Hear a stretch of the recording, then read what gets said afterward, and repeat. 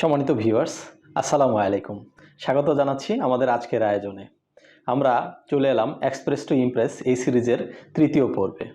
আমরা আপনাদের সাথে আজকে বক্তব্য ভালো করার কিছু ম্যাজিক্যাল টিপস নিয়ে আলোচনা করতে চাই। মুকেশ আম্বানির ছেলে আনন্ত অ্যান্ড রাধিকা, তাদের বিয়ের স্টেজ পারফরমেন্সের জন্য ইনভাইট করা হয়েছিল জাস্টিন বিবারকে। দেখুন জাস্টিন বিবার কি একটা পোশাক পরে স্টেজ পারফরমেন্স করেছে, আপনারা নিশ্চয়ই খেয়াল করেছেন। সম্মানিত viewers, this is a sign posting to engage the audience. It's a technique. So আপনার বক্তৃতায় যথেষ্ট পরিমাণ সাইন পোস্টিং থাকতে হবে to engage, to entertain and to enthral your audience. আপনি হয়তো খুব ভালো বক্তৃতা দিয়ে থাকেন, কিন্তু আপনি যদি আপনার অডিয়েন্সদেরকে ধরে রাখতে না পারেন, তাহলে আপনি কিন্তু যতটা প্রশংসা আশা করছেন ততটা প্রশংসিত নাও হতে পারেন। Human brain can process information faster than your words, এবং তাদের ব্রেন কিন্তু মাল্টিটাস্ক করে। একসাথে আপনার বক্তব্য যেমন শুনে, তারা সাথে সাথে কিন্তু আপনার বক্তব্যকে ইভালুয়েটও করে থাকেন। আপনি যদি আপনার অডিয়েন্সদেরকে রিটেন করতে চান, আপনি যদি আপনার অডিয়েন্সদেরকে ধরে রাখতে চান, তাহলে অবশ্যই আপনাকে কিছু টেকনিক অবলম্বন করতে হবে। আর আজকের এই এপিসোডে আমরা আপনাদেরকে কিছু ম্যাজিক্যাল টিপস নিয়ে আলোচনা করতে চাই, যা হচ্ছে আপনার অডিয়েন্সদের ধরে রাখতে আপনাকে অনেক বেশি সহায়তা করবে বলে আমরা আশা করছি। এই পুরো ভিডিও জুড়ে অনেকগুলো টিপস আপনাদের সাথে আলোচনা করা হবে। আপনারা নিশ্চয়ই আমাদের সাথে থাকবেন। আর আপনি যদি এই চ্যানেলে নতুন হন, তাহলে অবশ্যই চ্যানেলটি সাবস্ক্রাইব করে নেবেন। তাহলে আসুন কথা না বাড়িয়ে আমরা শুরু করি।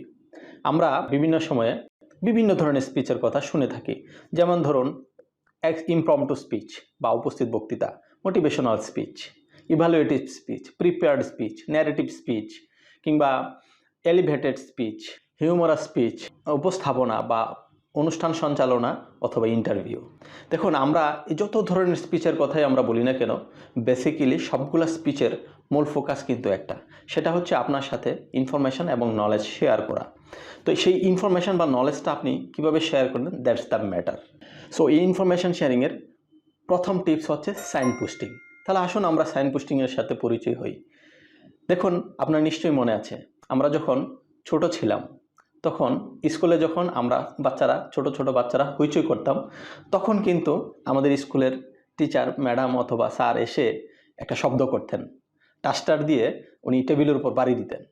সেই বাড়িটার শব্দটা আপনার নিশ্চয়ই মনে আছে।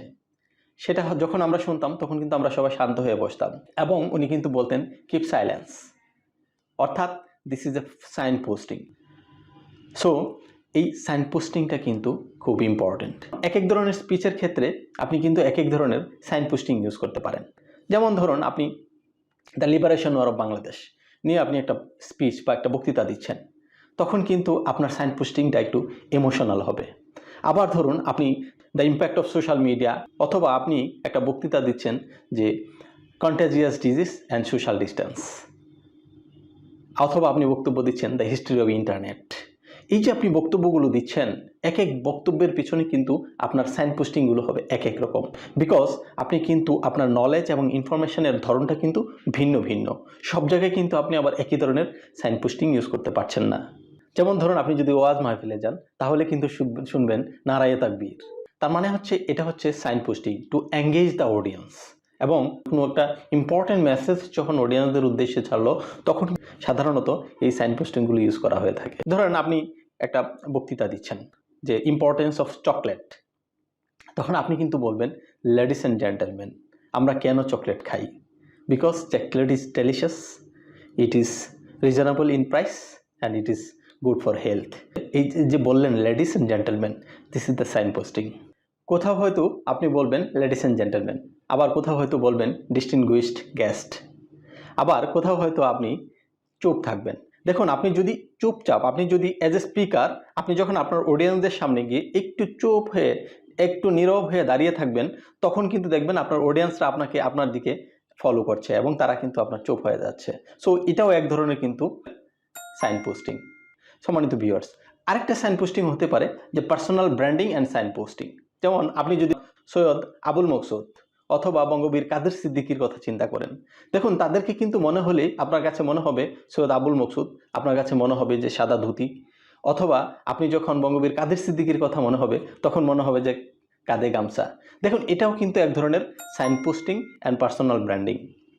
সম্মানিত ভিউয়ার্স, আপনিও কিন্তু এই টেকনিকগুলো অবলম্বন করতে পারেন আপনার বিভিন্ন ধরনের বিভিন্ন ক্যাটাগরির স্পিচের ক্ষেত্রে, to engage, to entertain and to enthral your audience.